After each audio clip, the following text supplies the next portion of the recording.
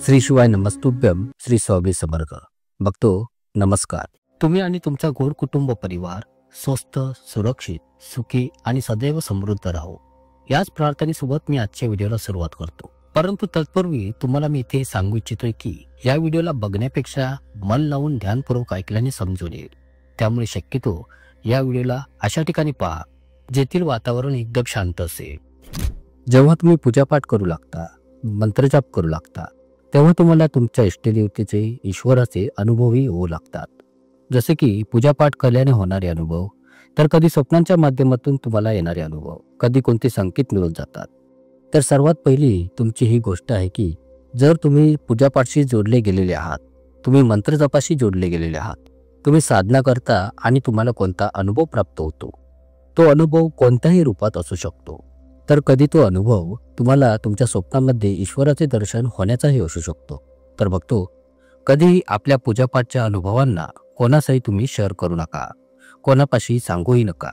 आणि जर तुम्ही कोणाशी शेअर करता तर तुम्हाला अनुभव होणे बंद होऊन जाईल किंवा मग अनुभव होणे कमी होत जाईल. बघतो, खूप सारी लोक अशी आहेत जी पूजापाठ करत होती आणि खूपच जास्त पूजापाठ करायचे आणि त्यांना त्यांच्या इष्टदेवतेचे खूपच जास्त अनुभव व्हायचे, त्यांना आभास व्हायचा. परंतु ते सर्व अनुभव, त्या सर्व गोष्टी इतरांशी शेअर करायचे. तर एक वेळ अशी आली की त्यांच्या जीवनात त्यांना अनुभव येणे बंदच झाले. त्यांच्या जीवनात ज्या गोष्टी ठीकठाक व योग्य चालत होत्या, त्या सर्व गोष्टी योग्य चालले बंद होऊन गेल्या. कधी कधी असे वाटते की आपण आपले अनुभव शेअर करत राहतो, पूजापाठही करत राहतो आणि आपल्या जीवनात अडचणी, परेशानी वाढण्यास सुरू होऊन जातात. आणि मग आपणास असे वाटू लागते की आम्ही पूजापाठ तर खूपच करतो, मंत्रजप करतो, या सर्व गोष्टी करतो, सर्व देवतांसाठी लागणारे पदार्थही, नैवेद्यही अर्पण करतो, एवढे करूनही आपल्या जीवनातून समस्या आणि अडचणी दूर होत नाहीत.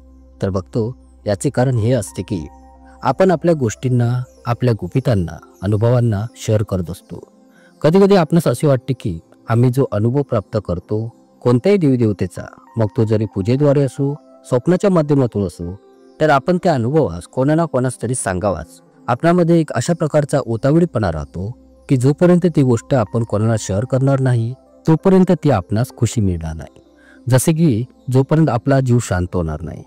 तर अशी एक मनुष्याची इच्छा असते की त्याने जे एक वेळ अनुभवलेले आहे ते कोणाला तरी शेअर करावे, असे त्याला सारखे वाटत राहते. परंतु बघतो, पूजापाठच्या अनुभवांना तुम्ही जर शेअर करत असाल तर ते अनुभव तुम्हाला होण्यास बंद होऊन जातात.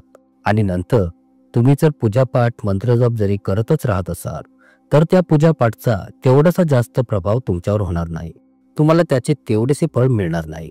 आणि मग तुम्हाला कुठे ना कुठेतरी असे वाटू लागेल की आम्ही एवढी जास्त पूजापाठ केल्यानंतरही आमच्या जीवनात एवढ्या अडचणी अजून बनून आहेत.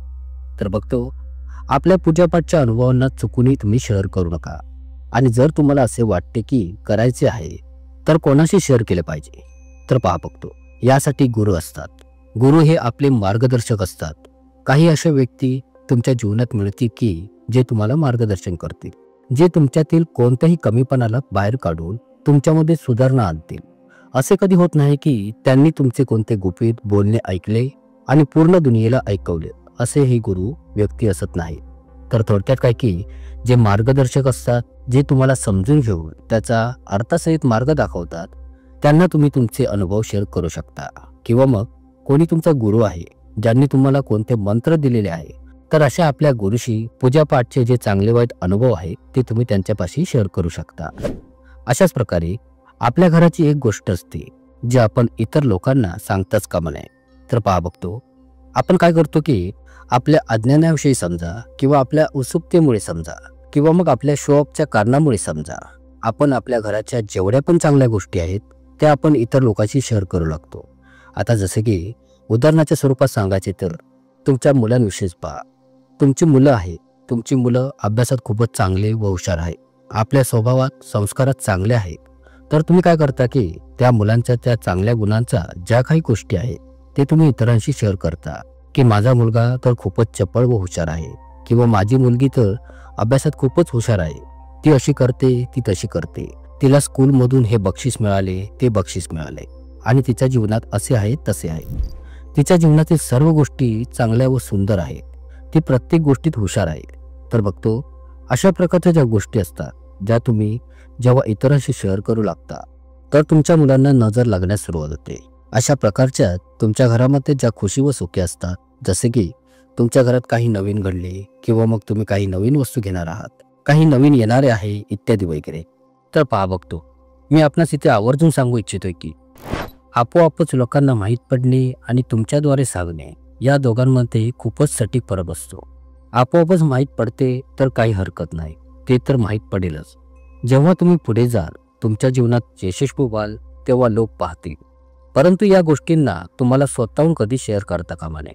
आपल्या मनाने सुरुवातीपासून दिंडोरा पिटत जायचं नाही की तुम्ही काही काम करण्यास जात आहात किंवा तुम्ही असे करण्यास जात आहात, तुम्ही जीवनात हे प्राप्त करू इच्छिता किंवा तुम्ही तुमच्या जीवनात ते मिळवलेले आहे.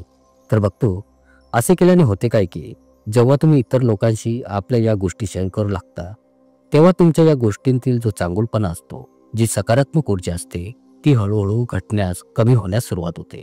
जसे तुम्ही कोणते पुण्यकर्म करता तर ते पुण्यकर्म तुम्ही इतरांशी शेअर करता तर ते पुण्य कमी होऊन जाते. तुम्ही कोणाशी दुःखही शेअर करता तर दुःखही कमी होते. अशाच प्रकारे जर तुम्ही आपल्या चांगल्या चाललेल्या गोष्टी इतरांशी शेअर करता तर त्याचा प्रभाव कमी होऊ लागतो.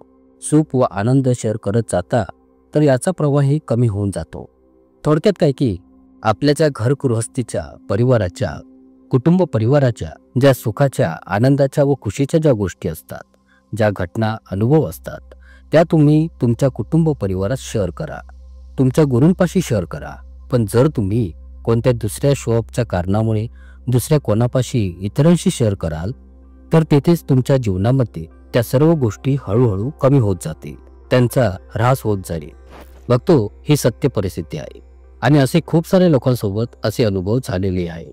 हे तर काहीच नाही तर तुमच्यापैकीही खूप सारी लोक अशी असतील की त्यांचे सर्व काही चांगले चाललेले असते, त्यानंतर एकदम कधीतरी काही गोष्टी त्या इतरांशी शेअर करू लागतात आणि त्यानंतर त्यांच्या त्या सर्व गोष्टी बिघडण्यास सुरू होत जातात.